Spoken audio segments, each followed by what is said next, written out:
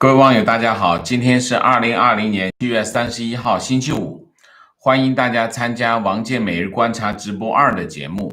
我们今天的题目是：川普要动那个抖音，是真的吗？先说新闻，我们再来分析这件事情。总统川普今天从这个白宫启程前往佛罗里达。他在门口就跟记者这么说，他说我们正在考虑 TikTok 的问题TikTok 就是抖音的美国版那么我们可能会禁止 TikTok 但是也可能会采取其他的措施，目前有几个选项，很多事情正在发生，所以我们要看会发生什么那么之前是有彭博通讯社放出来的消息说，川普总统计划命令这个北京字节跳动，TikTok 就是抖音的美国版，那么或者是海外版TikTok 其实还是蛮成功的在海外。那么抖音的母公司叫北京字节跳动北京字节跳动公司那么川普这个彭博社的新闻是这么说这个川普呢可能会下命令让这个字节跳动把这个 TikTok 就是把美国这部分的业务卖给美国的公司他可能会做一个这样的行动。但是呢，这个另外一个消息人士又透露说，这个决定暂时搁置，那么川普总统还要进一步的审查。那么目前呢，这个美国对抖音就是对字节跳动对采取行动的理由是什么呢？是认为 TikTok 可能会收集美国用户的数据传给中国然后 TikTok 说我们不会这么干然后中间还涉及到一系列的问题，比如说这个审查内容审查，比如说影响美国的选举等等因为这里面曾经发生过一件什么事情让川普有感觉的事情，就是他的那个造势大会造势大会说利用利用 TikTok 这个平台，这些人把这个票买光，所以他当时本来以为是非常人潮汹涌的一场造势会，结果现场很冷清原因是因为那些人把这个票买光了。所以抖音这件事情，就是 TikTok 这件事情，在川普那边有一个记号在那里，所以才会有这个事情那么这件事情，川普总统作为一个这个总统，他有权利这么做吗？他有权这么做1988年国会授权授权。那么授权总统可以采取这种行动。那么美国总统总共采取了7次就是阻止这些交易，或者阻止这个买卖美国的公司的交易，或者下令抛售美国的公司等等那么总共发生了7次其中3次是川普做的川普总统做了3次。2017年他阻止这个有一家和中国有关系的私人公司以13亿美元收购美国的芯片制造商 Lattice 这个就不让他买，不可以交易这是第一个。2018年阻止这个博通收购高通那单生意就是非常的大博通收购高通然后今年3月这个下令这个叫北京中长时机信息技术有限公司出售要下令他把这个美国酒店物业管理软件公司卖出去出售那么大概是一个这样的事情那么川普已经做了3回。那么现在的情况是什么呢？现在的情况就是美国财政部正在审查这个TikTok 对这个就是叫什么字节跳动当初收购美国的一个叫 Musical 的这个网站的一个这个收购啊，审查这个事情啊，大概是这样啊。那么抖音这件事情是怎么个来龙去脉呢？我觉得传言是美国要效仿印度啊，禁止中国的手机应用程序，就是 App 啊。但是最后落脚点就落到了抖音身上啊，落到抖音身上，我认为是跟川普总统的那次造势大会有关系。那么那次造势大会，川普总统有感觉，所以才会出现抖音，就是原来说的很大啊，说的非常大，就是说这个微博也好，微信也好，中国的这些重要的这些手机程序都不行啊，都不能够，都要禁止他们是在美国落地啊。现在就变成了抖音啊，变成抖音，这个有点就是叫什么，就这个这个事儿原来说的很大，最后变成很小啊，变得很小。这是第一个新闻。第二个新闻就是美国宣布继续制裁啊，继续制裁。财政部啊，外国资产管理办公室就 OFAC 啊 ，OFAC 今天宣布制裁这个一个实体和2个官员啊，一个实体就是新疆建设兵团一个实体，2个官员就是前政委孙金龙，就是兵团的政委孙金龙和兵团的现任司令员兼副政委彭家瑞啊，制裁他们2个啊，制裁他们2个。那么，财政部我们说过啊，现在财政部把香港放到这个制裁名单里面去，但是没有具体采取行动啊。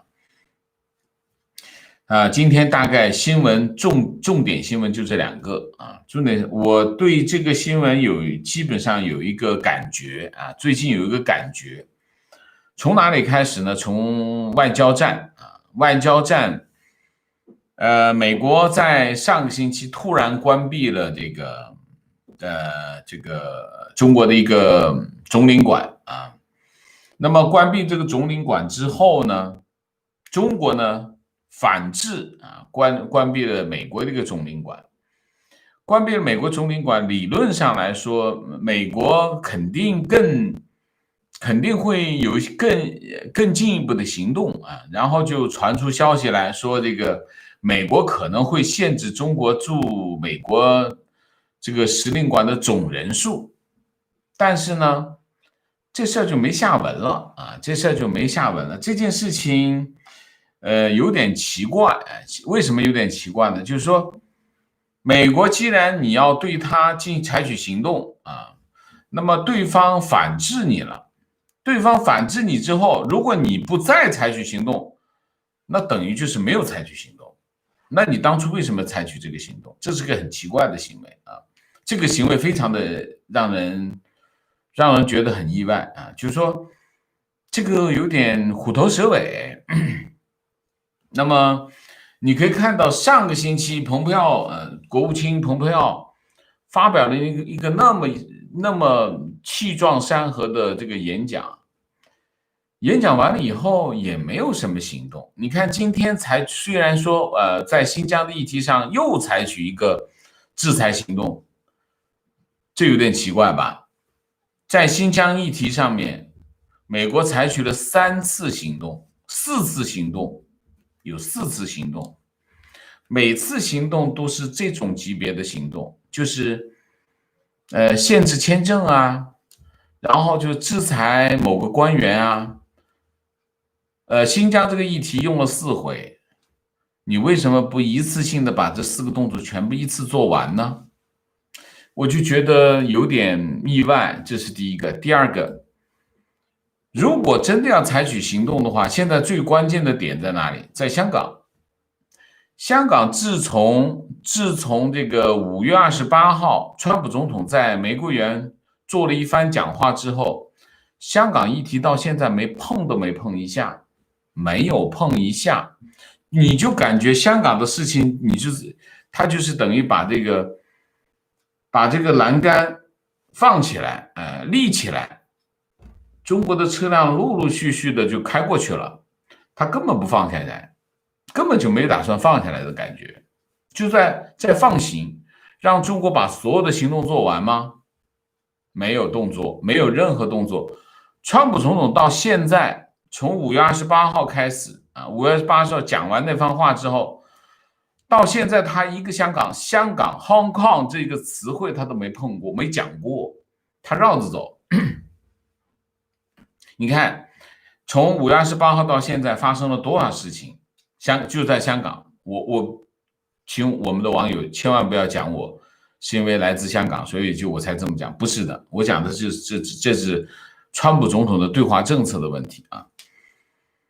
川普总统5月28号讲完香港之后，就再也没有提过香港这2个字，而且整个的过程当中没有提过，中间有讲啊，我们香港国安法通过了，我们要采取行动啊，这个商务部也好，财政部也好，都说我们要采取行动，但是没有具体行动，其实都是没有具体。虽然财政部跟商务部都分别发表过声明，但是那2个声明是没有行动的，说我们要取消他的特殊待遇、特殊地位，但是取消什么特殊地位没有说过，没有跟进的，它只是个宣示，没有措施出来。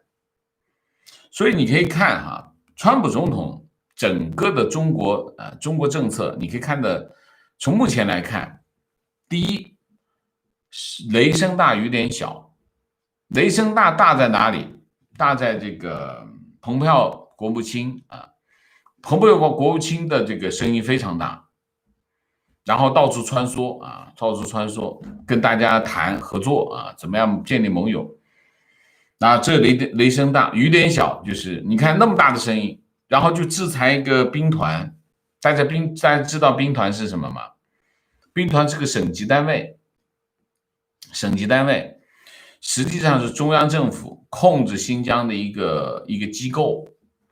兵团呢，有点像以前的屯编啊，屯编就是所谓的兵团，就是这些人啊，平时就是农民，战时就是士兵啊，就有点像以前曹操的这个屯编啊，就是一个这样的机构。兵团占领了整个新疆所有的水源和绿洲啊，我去过石河子啊，石河子这个他们给我们看那个地图啊，兵团所在地，兵团所有的驻点全部都是绿洲水源啊，新疆所有的，所以中央政府是通过兵团来控制新疆啊，它是个省级单位。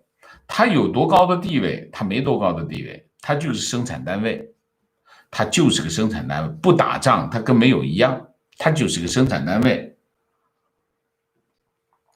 那你拿着新疆这个议题讲4回，这个我就觉得有点怎么说呢？有点很敷衍的态度啊！你一次性不可以处分完吗？你觉得美国国务院也好，这个他们的这些智囊也好，是一开始就没看到兵团，还是一开始就没看到这些措施？不可能啊！你搞4趟什么意思？我就觉得就是雷声大雨点小。你比如说，这是第一个，第二个，这个声音跟节奏不匹配，这个你安排这个蓬佩奥也好，安排这个巴尔也好，安排这个顾问啊，这个安全顾问也好，出来演讲啊，这个势头很大，但是没有匹配的实际动作，你到底想做什么？没有啊，就是你比如说，而且这个东一榔头西一棒槌，你比如说你想在外交领域进行一场战斗，或者甚至是一场战役，可以啊，关掉之后，然后就再来个新疆，东一榔头西一棒槌，没有系列，没有一个整体的方案，你感觉啊，就是雷声大雨点小，这是第一个，第二个，避重就轻啊，这个选择外围性的议题，只做外围性的议题。现在在中美之间，中美关系当中最核心的、最重要的战场在哪里？在香港，因为香港关乎到中国的战略利益，也关系到美国的战略利益。也关系到整个很多西方国家的战略利益。可是美国在这件事上完全漠视发生在香港的事情，比如说选举，先是抓人啊，抓了四个学生，美国没反应，没有美国国务院也没反应，都没反应。然后呢 ，DQ 12个这个民主派的议员，美国国务院也没有反应。好，现在呢，这个把这个立法会选举延后1年，美国有没有反应？还没反应。然后他出来一个什么？出来一个新疆啊，惩罚新疆的这几个人，新疆兵团惩罚当然可以，这是应该的，可以的，没问题的。但是问题是，这是也太避重就轻了吧？难道你不知道发生什么事情吗？啊，这是一个啊，就是你觉得他把最重要的议题全放在边上啊，放在边上，没有什么都没干，啥都没干。然后还有一个就是缺乏这种连续性的行动。你要关掉一个总领馆，然后对方再关掉你一个总领馆，然后就没下文了，什么意思？想干嘛？你想干嘛？没，完全，我就觉得川普总统有那么厉害的团队，比如说余茂春啊，这些都很厉害，很清楚中国发生在什么事情，他们做这些动作的意图是什么。你是真的要等他把所有的东西全部做完了，你再来反应吗？我不觉得这是应该的事情，这是国家行为，不是小孩子过家家，对吗？到目前为止，香港议题没有任何动作，讲的很多啊，又是这个声明，又是那个声明，要取消他的这个待遇，一个待遇都没取消。所以你可以看，你从这个从北京啊，北京在香港的行动也好，特区政府在香港的行动也好，你可以看得很清楚啊。你把这个镜头拉开来看，看得很清楚的是什么？北京在香港做所有的行动，完全没有顾忌，完全没有顾忌。你看这个林郑月娥的那个嘴脸，你就知道他完全没有后顾之忧，他一点都不担心美国对付他，他一点都不担心美国会对付他。你感觉到香港这些高官一点都不害怕，为什么？你感觉到他们之间已经有默契，你感觉在这个问题上，川普总统真的是雷声大雨点小，只说不干。那么我是觉得，你比如说啊，之前说这个，其实我们现在所有的议题都很清楚，而且很清楚这些议题、这些方案对中共会有多大的影响。你比如说 APP 是一个很重要的 App， 就是手机 App， 其实这是个很重要的议题。为什么？手机 App 是中共的其中一个洗脑工具，它不仅仅是洗脑工具，而且是控制海外华人的一个工具。在这个议题上，其实这是个非常好的议题。所以呢，其实如果我都讲过，如果美国在 手机 App 上面采取行动的话，他把这个动作做完了，中美之间的脱钩就至少完成了60%。为什么？中国对美国的影响和渗透，如果没有他对海外华人的这种影响力的话，他的这个影响和渗透就不存在。如果没有影响和渗透的话，中国靠贴上去得到的好处就得不到。所以你像影响大吗？影响非常的大。这一刀子砍下去，那绝对流很多血。但是你看这个议题一下子就收到了哪里，跑到哪里去了？跑到了曾经得罪过川普总统的抖音上了，其他的议题就不存在了。这个事情，这是什么？这是什么鬼？我这2天我在思考这个问题，我就觉得非常的非常的不靠谱。川普总统，我看他，其实我一直在跟我们的网友解释，大家不要着急呀。这个为什么？香港议题很复杂，也需要跟英国人沟通协调，那么影响这就一个政策下去影响很大的，不是那么简单的事情。但是老实讲哈，你让我去安排这件事情，我也只需要一个星期，对吗？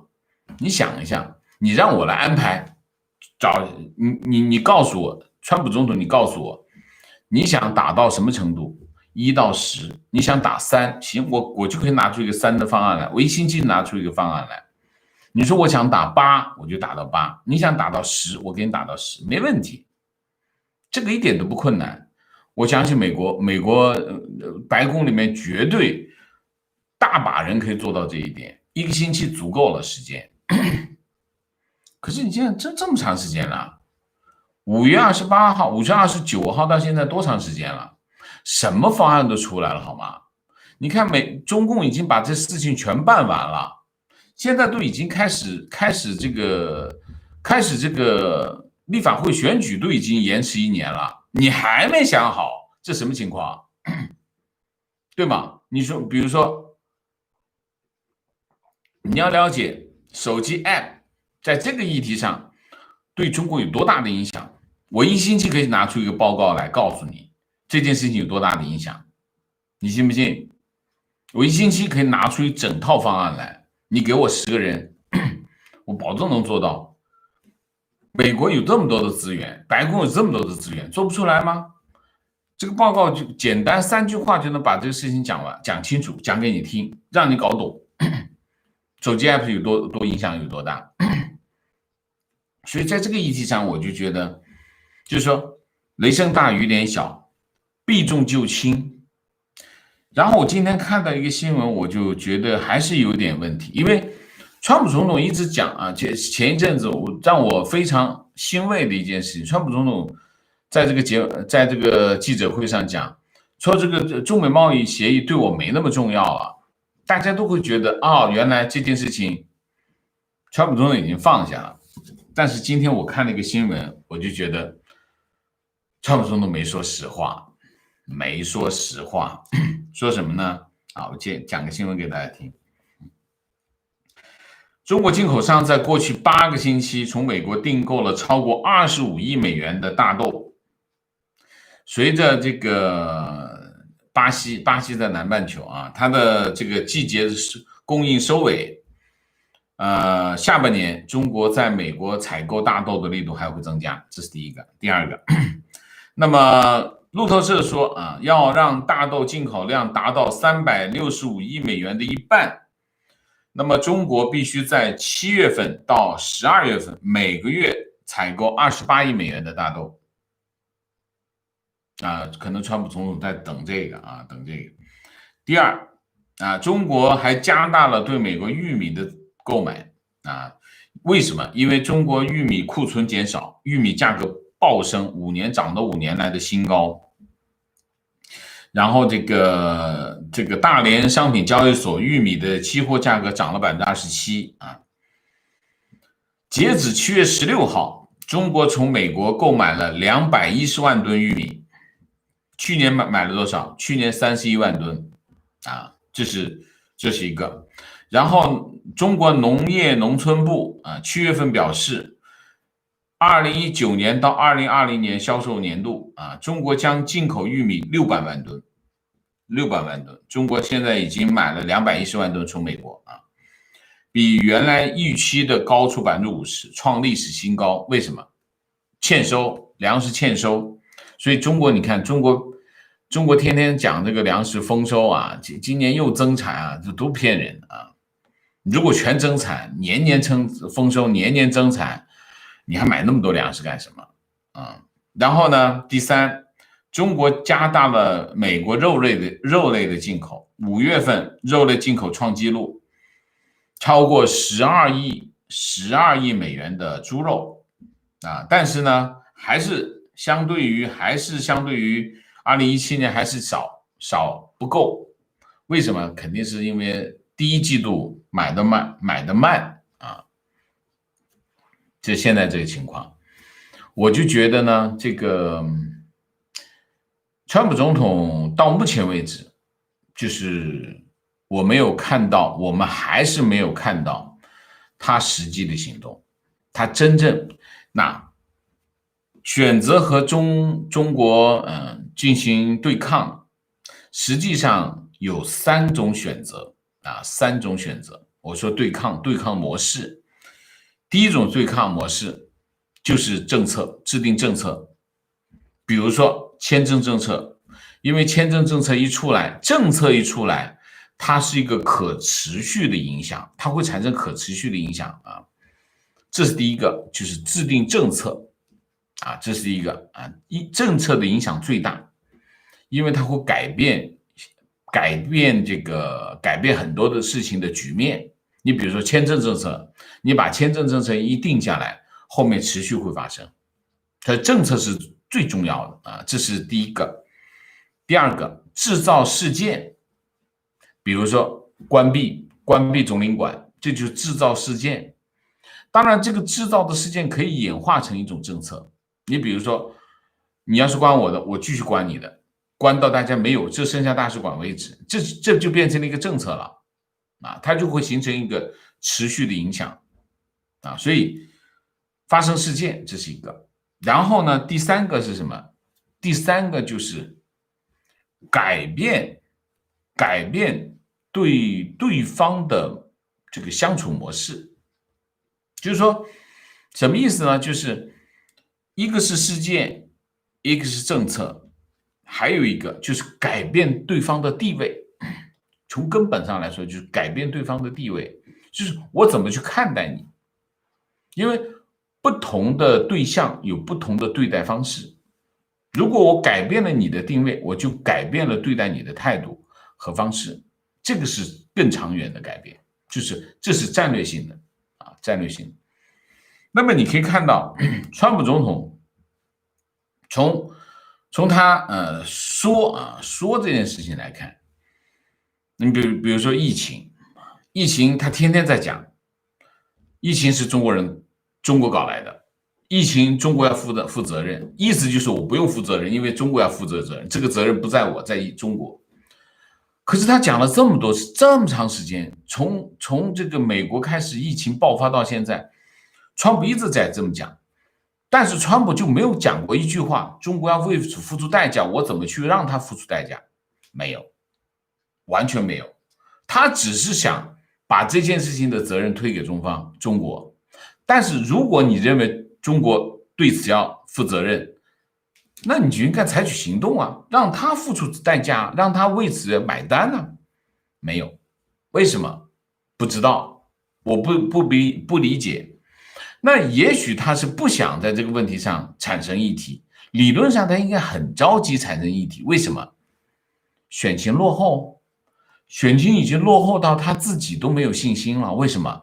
因为他延期，你可以通过什么？你可以通过这次的这个说这个要推迟大选的这个话，你就可以看出来，其实川普总统自己对自己的选情是非常没底的。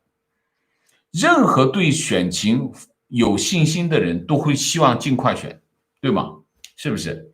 你只有觉得我自己选情落后，我追不上来，我才会让它晚一点，我希望它晚一点发生，让我给我足够多的时间去追。你现在没有没有这个问题你现在就希望它的是晚一点，理由是邮寄选票，这个理由很充分，但是也反映他的心态，对吗？所以从我刚才讲的这一系列的，其实我们从5月28号开始到现在5月28号、6月28号、7月28号，已经有2个多月的时间那么中共已经把整个的香港议题已经搞定了，现在连这个立法会选举都搞定了。川普总统到现在啥都没干，啥都没干。虽然他讲我们要这个，我们要做这个，我们要做这个，但是一个政策都没出来，甚至连惩罚高官的这个名单都没出来，没有出来名单有什么意义？没有意义，没有做任何一个动作，在香港议题上，你看，在香港议题上没做任何一个动作，在疫情的议题上没做任何动作，做的最多的是什么？签证限制。我一直认为，拿签证来惩罚别人的高官，我认为那是近乎笑话。为什么？别人跑你这来花钱的，别人是有钱人，你不让他来，别人去欧洲花不是一样吗？所以你看，惩罚最多的是什么？惩罚最多的是签证限制，连财产都没有限制。说有财产限制谁了？说陈全国啊，陈国权，陈全国也进行这个财产冻结财产，你也公布一下，冻结了多少？所以，在这个我今天为什么在我们的题目当中说，川普要动抖音是真的吗？哎，我就觉得，就算他动抖音，这就是一个说的事儿。为什么？抖音真的有那么影响那么大吗？我不觉得抖音影响大，微信影响太大，微博影响太大了。为什么？那是洗脑工具，抖音也是洗脑工具，但是抖音美国的 TikTok 跟抖音没法比。现在中国人都在用抖音，你进 TikTok 有什么用？你去搞定 TikTok 有什么用？中国人用的都是抖音，那才有实质性的影响。你把这个 TikTok 禁掉的，只是让美国人没得用 TikTok 而已。你说那个美国人的数据，怕那个数据啊，说吧啊，只是个面上的理由而已啊。应该是什么？真正在手机 App 领域，就应该把这些针对海外华人的这些手机 App 把它禁掉，这才是真正的有力手段，这才打到七寸上。你去搞这个 TikTok 美国版那是什么？那叫中国有个成语叫隔靴搔痒，这就是隔靴搔痒啊，隔靴搔痒。所以今天我还是没忍住啊，我还是把川普总统的过去一段时间，我们梳理一下，的确是没有什么行动啊，只是雷声大雨点小啊，他没有他的对华政策，我认为还是被大豆捏住了，还是被中美贸易协议捏住了，他还是在等把这东西买完。那等这摆住，所以你可以看中国在香港议题上，其实中国在所有的对外议题上没有做任何的退让，原因是什么？原因是他们真的看清楚了，看清楚了川普总统，他啥都不会干，他只是喊一下而已，他没有干。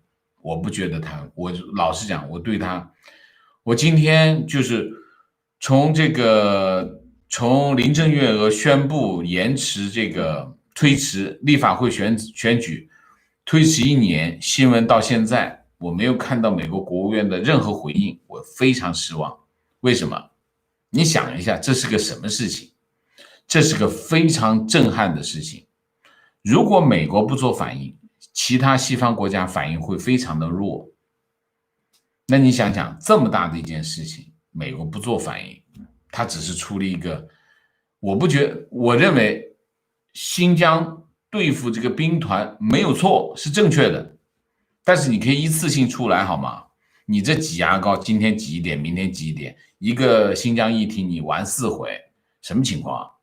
那就是敷衍了事嘛，敷衍了事，川普总统，这就是我对他从今天以往，从今天往上一直到5月28号，这2个月整整2个月的时间的评价就是敷衍了事，忽悠我们大家，我被他忽悠了，我承认我被忽悠了，好吗？啊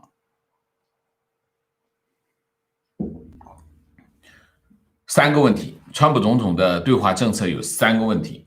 第一个，缺乏战略思维，缺乏战略。虽然有一些川普总统的支持者说，川普总统有更大的战略啊，我看不到，我没看到。以我做新闻30年的经验，我看不到的战略，我不觉得它是存在的。这是第一个，缺乏战略，缺乏全球战略，缺乏全局战略，缺乏非常有针对性的战略，这是第一个，没有战略。第二个，缺乏连续性的政策，就是东打一下西打一下，没有部署，感觉他今天搞个楼盘，明天又搞个楼盘，感觉是这种，今天跑着去看一个地盘，明天又看块地，后天又跟别人谈合作，大概就是这个，他没有一个系统性的行为。就是你看川普总统就是从去年到现在，川普总统的对华政策就是一条挣钱，感觉就是挣钱，就是卖东西，能卖多少东西？如果卖这个能挣多少钱？所以川普总统做生意做不大，我觉得跟这是有关系的。没有战略，没有战略的同时没有部署。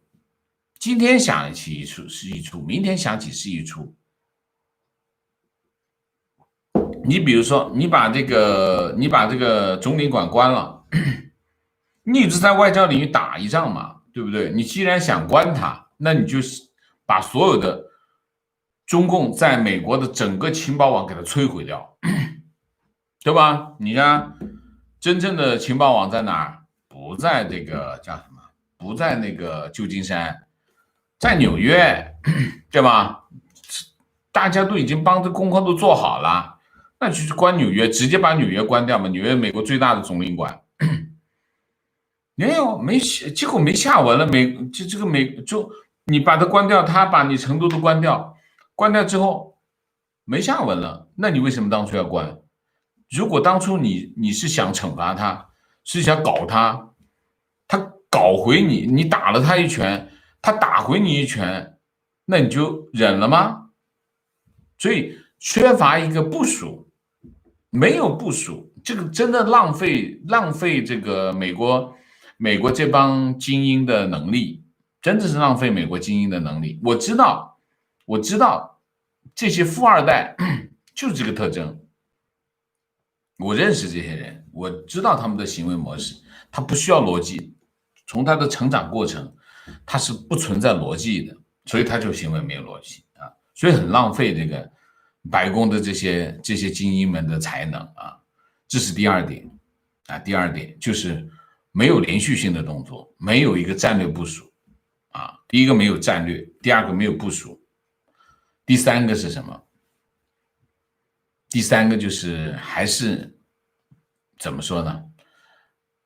一个国家就有点像下围棋啊，你要有实控，你也要有外事啊，就是我能看到实际的眼睁睁数钞票的利益，我也要能看到不是钞票反映出来的利益啊，就是你不能光看着钱的利益，你还看到很多就是不是用钱能够衡量的利益。川普总统只看到这块利益，实实在在的卖了100个亿啊，行，这个可以。这个我们有战略利益，战略利益什么鬼？不管它，这个就战略利益，虚拟的利益比实际的那个利益要大得多。如果美国只是去看到这些利益的话，美国不能够做世界领袖，美元也没有今天的地位。美国今天的地位，美国今天在世界上的地位，靠的不是挣个实际的钱，靠这些钱就是你们川普这集团的这个市值。你要真的做的像谷歌，做亚马逊这么大的企业，那就不能够只看这几点钱，你得做无数亏钱的买卖、赔本的生意，然后你才能挣大钱，才有今天美国的地位。川普总统看不到这个，川普总统没有这样的眼光，他只是看到那个钞票，绿的钞票才算钱，其他的不算。所以这就是川普的局限所以我今天就多说两句川普总统的支持者们，请你们理解理解我说的全是事实，我对川普总统没有任何偏见好吗？好了，我们今天就讲这么多吧那么我们现在就进入互动进入互动之前例行公事，请大家点赞请新来的网友订阅，请大家加入我的会员，支持我们做更好的节目，好吗？好，进入互动之后呢请大家不要聊天，3个情况、问题、观点，好吗？今天的主题呢有点争议性，我还是提醒大家2条。第一条，实事求是，我们讲的每一句话都要有依据要实事求是，这是第一个。第二个，我们还是本着宽容的态度，允许对方有不同于你的意见，好吗？我们今天就提醒大家，好吧 ？OK， 好，我们现在进入互动，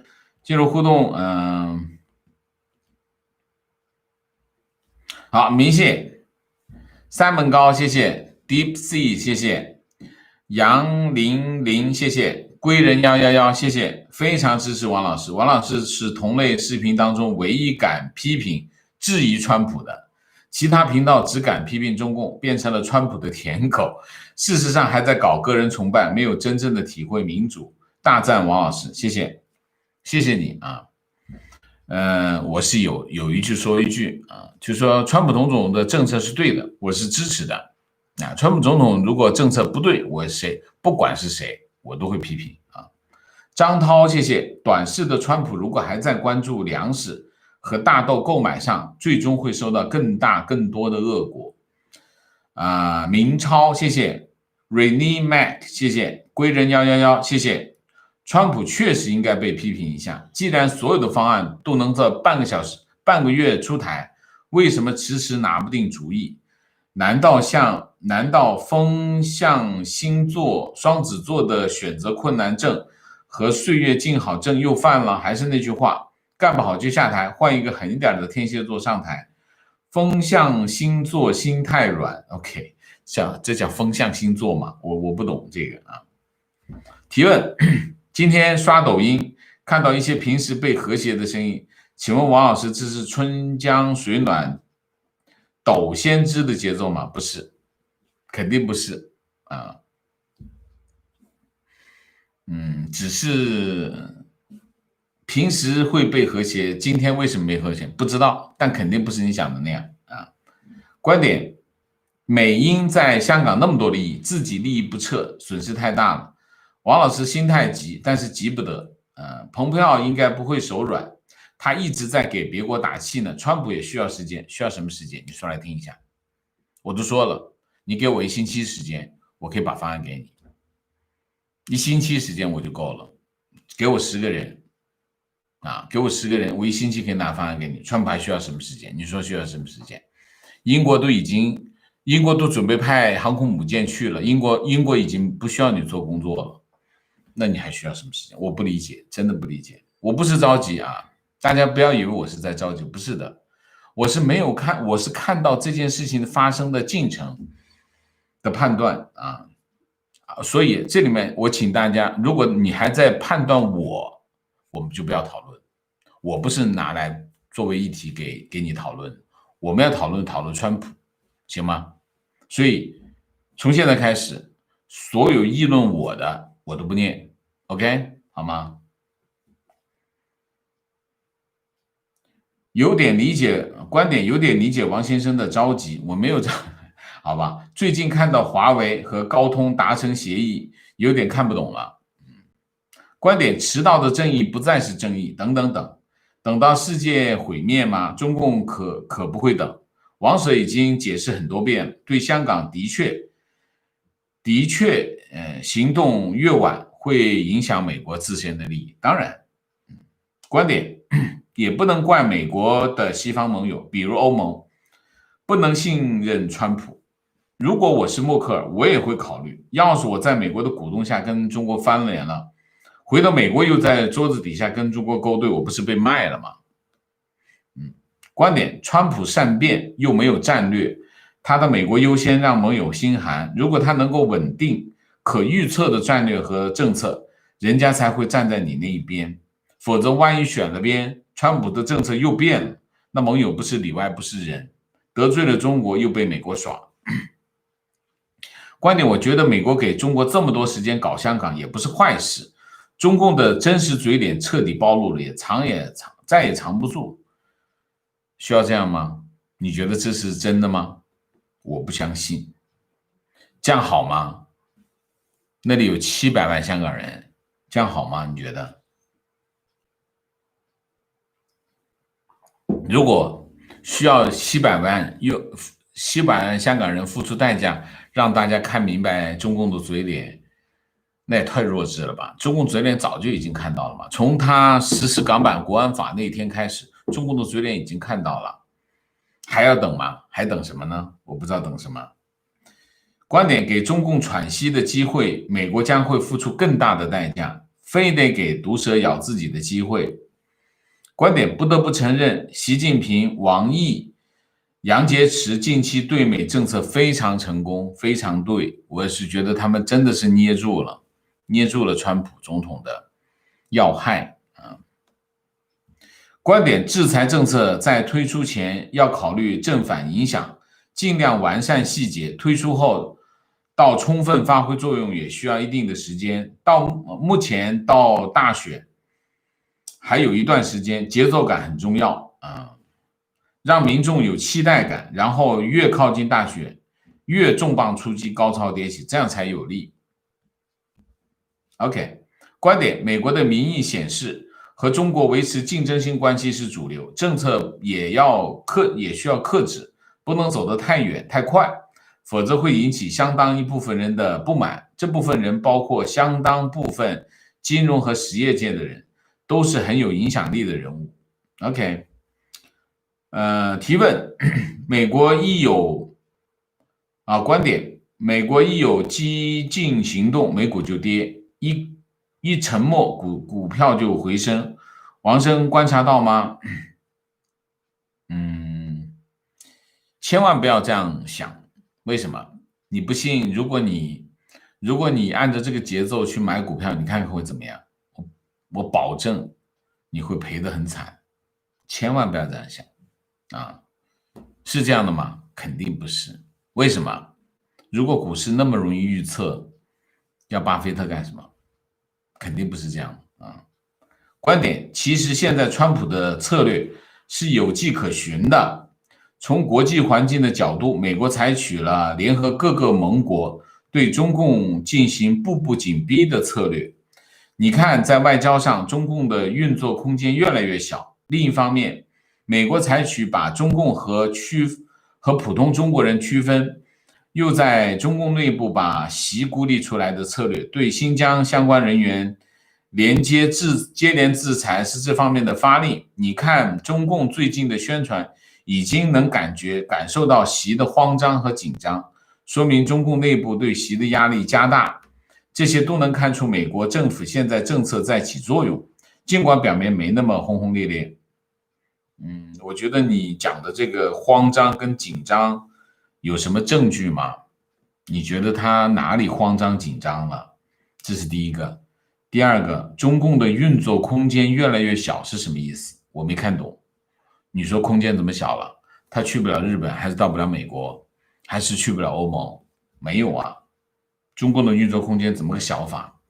他的军舰去不了太平洋吗？不是一样去的吗？所以我觉得你这个讲法，你刚才讲这个把中共和普通人区分开，我比你肯定的更多，我对这件事情已经充分的肯定了。但是这只是个说法，对吗？你说人是骂不死的，对吧？你怎么骂我？你骂吧，你使劲骂我，骂死我，骂不死的。人只能打死，你不打他不倒。毛泽东讲的很清楚，就是你不打他怎么会倒呢？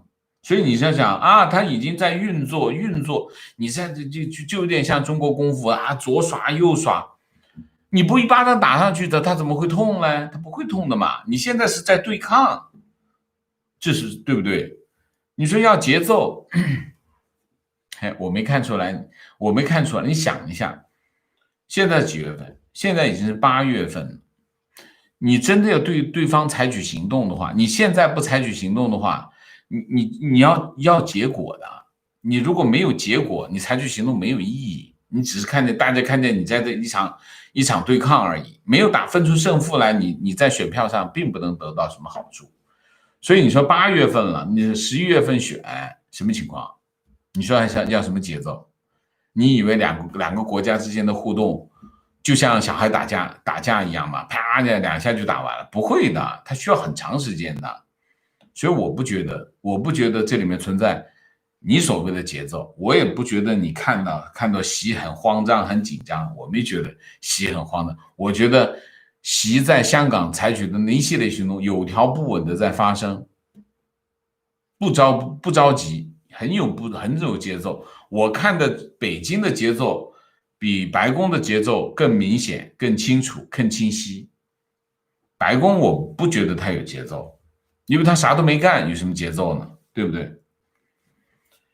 观点原因是因为美国人虽然讨厌中共和中国，但是美国人根本不关心中国议题。川普怎么打中国议题，美国老百姓根本没有任何回应。你要看一下我们昨天的这个专题，我们昨天讲的很清楚，美国的民意调查的结果，你把上个议题，我就不反驳你了，好吗？观点：维吾尔议题有美国对少数族裔的情感基础，美国可以主动出击。南海议题，美国需要挑动中国先动手，或者随南海周围国家去强拆。因为这些国家有法理基础。香港问题对美国选民的情感没有维吾尔宗教那么重，美国只能进行有限度的干预。这谁说的？这是？你觉得香港议题还没有这个维吾尔议题那么严重？那你白看这么多节目了。我们讲了这么多，你都没弄懂。观点：王先生曾说过，5月28号以后，香港的未来是未知的。我觉得王先生太乐观了，一些悲观的听众，包括我，香港国安法有消息出来，就觉得结果已定。王先生是认为香港是一个可以争取的生死劫。我觉得香港对于川普来说只是一个劫财，劫财的用法就是用在其他地方争取利益。有道理啊，有道理。但是劫财你得劫呀，对吗？劫财你得提呀，你不提呀，你现在别人都已经脸都做活了呀。对，我同意你的说法，就是香港是川普总统的一个劫财。劫财是什么意思啊？劫财是别人打了劫，你得提回来，你不提回来，别人这不眼都做完了，是不是？我讲的没错吧？你说呢？观点：支持王先生的观点，川普雷声大雨点小，除了蓬佩奥和几个 senator 不断的重复中国威胁之外，没有任何实际行动。每天听各种新闻发布会，今天就白宫发言稿问了一下香港 DQ 和推迟选举，然后发言人念了一段稿子说谴责，仅此而已，没有任何行动。谴责没有意义，没有意义。观点：川普大概还没有做好放手对抗的准备，我甚至怀疑他有没有弄清楚蓬佩奥的发言对这个时代意味着什么。还就是前2天王老师分析对中国宣传部门的报告，综合来看，我觉得这不是智库的问题，美国政府尤其是川普也是一样的，他们没有认清楚中共的本质。提问：新加坡总统李显龙对中美关系的看法。目前由于美国大选，美国为了选票制造舆论，中美关系暂时紧张，大选之后关系会缓和。王老师怎么看？我看了那个讲话啊，怎么说呢？李显龙总理的讲话是从新加坡的角度来分析的，他并不是站在中间，然后左边看中国，右边看美国，他也不是站在西方的价值观来看这个中国，他是站在新加坡这个位置。新加坡的位置是什么？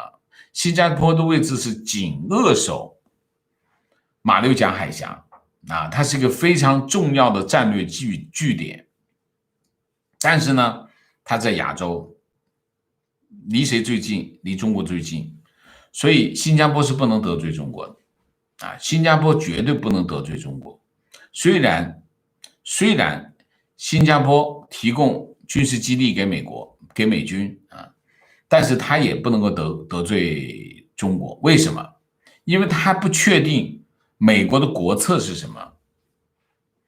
我还是那句话，虽然国务卿蓬佩奥向全世界发出各种檄文，但是所有的人都看着什么？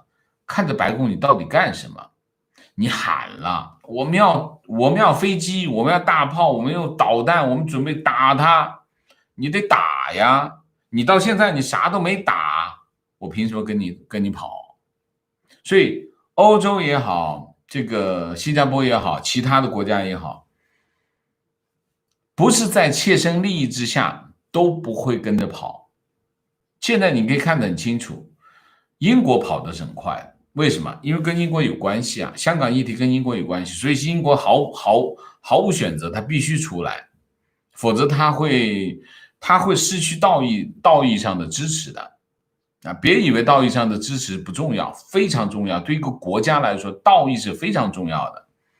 虽然我们被中共洗脑说道义都是所谓的啊，但是这个世界上道义是很重要的，英国人不能够没有道义上的支持，所以在这个问题上，英国的态度和其他的国家不一样，它是有原因的。那么剩下你看，美国、日本什么情况？日本的态度很清楚啊，支持美国在南中国海地区的立场，支持的没问题啊。你说我也说嘛，说就说嘛，就这个问题。所以李显龙的观点是个什么观点？李显龙是站在新加坡的立场上，哎呀，和为贵嘛，就这个意思，和为贵嘛，不要冲突，大家相处好一点就行了。他说出这个话有什么关系？没关系的，他是总理啊，他不能乱讲啊，他不能够出于义愤来讲一堆话，那没有用，不可以。所以李显龙这个话，讲的不好听，这就是一个外交辞令啊，并不作得数的。因为什么？川普总统你都没有出手，凭什么我来站队呢？现在没有站队，其实没有站队，所以你可以看，蓬佩奥上来就拉五眼联盟，五眼联盟是什么？就不用拉，五眼联盟本来就在一起，从来就没分开过，所以。澳洲也好，加拿大也好，新西兰也好，非常清楚的站在一起做一件事情，但这事情只是做而已，并没有实际行动啊。提问：加拿大司法部长说孟晚舟符合引渡至美国的条件，您对有何评论？如果司法部长都不认为孟晚舟符合引渡条件的话，他凭什么要抓他呢？对吧？肯定是第一，他肯定是认为这符合引渡条件，所以他才抓他。但是他说这话没有用，为什么？这得法庭判，所以他认为这个没有用，他关键得法庭判符合就引渡呗。观点：习和林郑本来很谨慎，但是出了国安法之后，美国没啥行动，习林就撸起袖子加油干了，非常正确。美国到现在没有行动，没有任何行动，只是喊喊而已。我就觉得美国就像什么呢？美国就像那个一个哨所啊，把那个关卡的那个杆子，看见中国的车来了，立起来，你们不能过哈，你们不能过哈，就在那喊，然后中国的车辆一辆一辆过去了，最后所有的车都过去了，他杆子才放下来。这就是现在的情况他现在所有的车辆都已经过去了，他谴责一下有什么用？连立法会选举都已经延期了，他杆子还没下来，你说说，就是这个情况啊。提问有一个不太相关的问题，想了很久未得答案，望王先生解惑。美国是个有宗教自由的国家，政教合一也早已经被多数先进国家摒弃。为什么圣经和带有宗教色彩的语言一直保留在法庭、官方演讲等场合？基督教在美国的政治当中到底有什么样的地位和作用？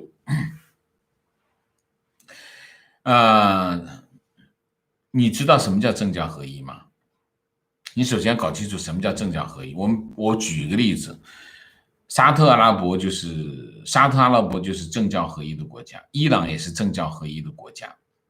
政教合一的国家的意思是什么？就是宗教它不仅仅是精神层面的，它是世俗层面的，就是教会已经成为世俗权利的一部分，这叫政教合一啊。美国没有世俗，没有现代国家都没有政教合一的国家，因为上帝归上帝，国王归国王啊，国王管世俗，这个教会管精神，大家相安无事，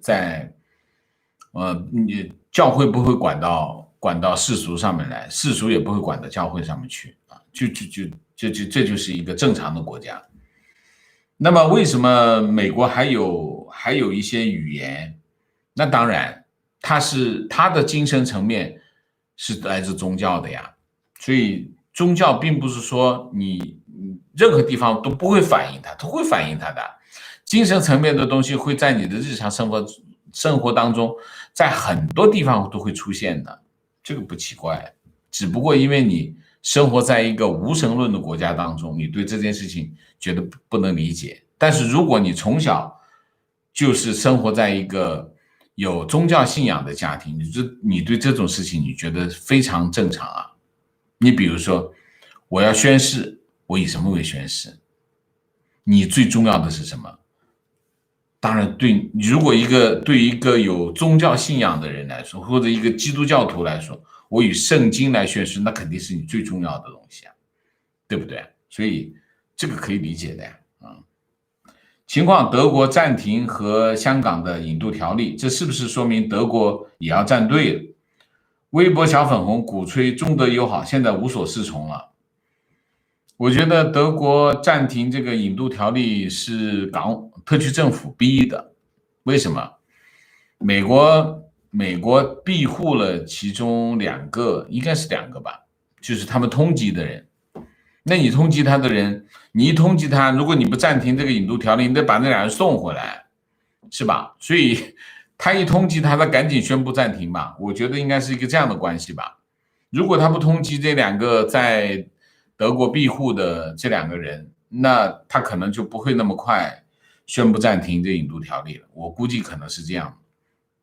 这是第一个。第二个，德国的态度并不那么，我还强调一下哈，庇护这些在这个港版国安法也好，反中东运动也好的这个学生，只有两个地方，我看到的只有两个地方，一个地方就是台湾，一个地方就是德国啊。所以你说德国很亲中，德国有德国他自己的做法，不一定就很亲中啊。情况，我很高兴马来西亚今天硬起来对中国说不承认九段线和中国在南海的主权。这不仅是马来西亚，整个的周边的国家都是这样的啊。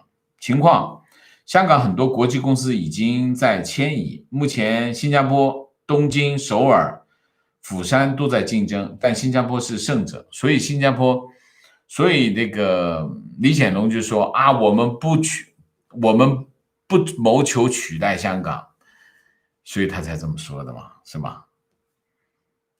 观点，今天微信几乎都是什么庆祝中共8·1建军节以及北斗导航系统建成，可见中毒之深，共军强大，是对世界更和平吗？对人民更好吗？对独裁者而言，军队及一切武器都是维持专政的工具，人民就是奴隶。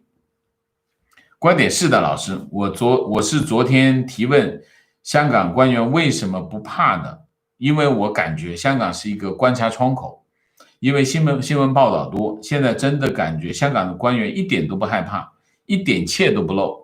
另外，王老师也真的是有勇气，作为华文 YouTuber， 居然敢批评 Trump， 不论观点内容，单纯为你的勇气赞一个。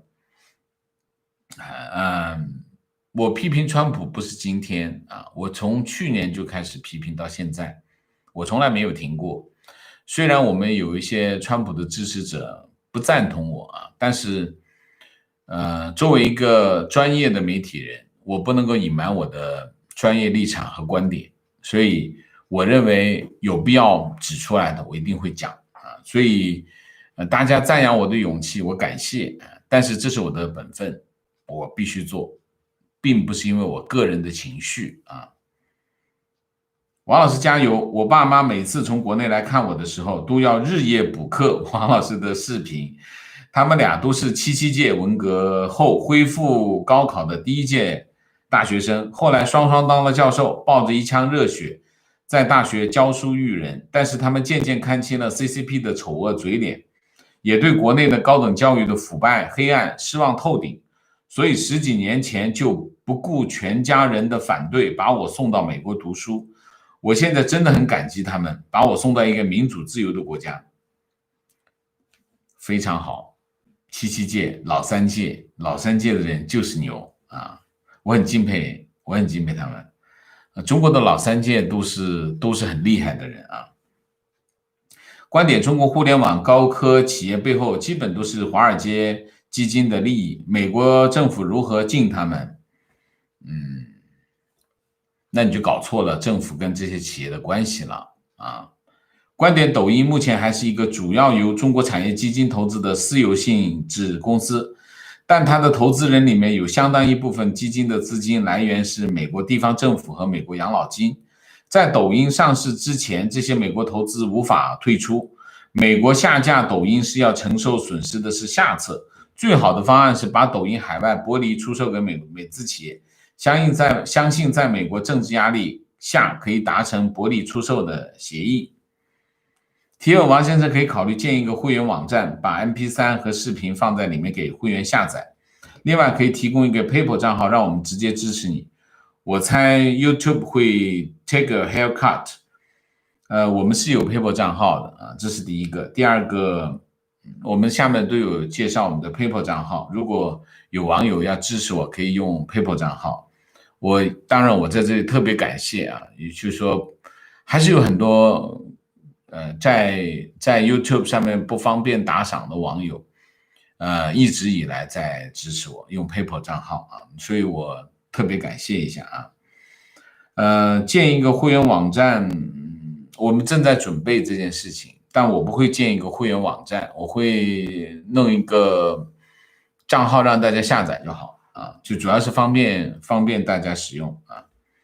观点：我觉得穆斯林影响大，是因为西方国家的穆斯林参政的很多，在政界特别有影响力。澳洲这边就是华人没几个投票的，但是穆斯林投票超高，特别是在地方选举战无不胜。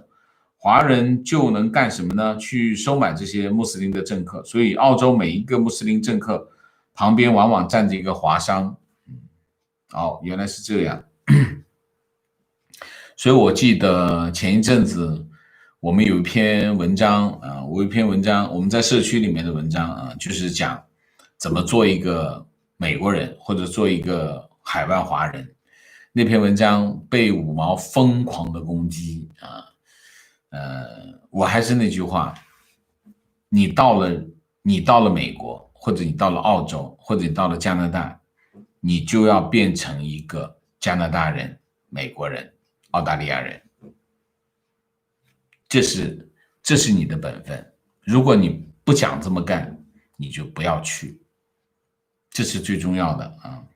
好，明谢 Johnny Walker， 谢谢归人111，谢谢。川普就是个很怂而且注重利益，没有任何果断性的人，大家稍微了解一下风象星座就知道。哎，对不起，大家别对号入座，我实在是很失望。Ada 梁，谢谢 Ray for Wit， 谢谢贵人111，谢谢。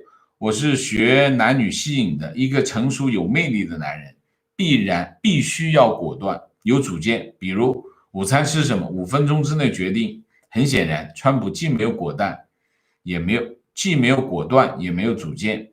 OK， 519 Sam Sarah， 谢谢贵人111。你一次性讲完不好吗？我是和王老师一模一样的狮子座，火象星座是不会像风象那么优柔寡断。 OK， Jan Z， 谢谢 Ivy 刘，谢谢支持王先生的多角度及时分析。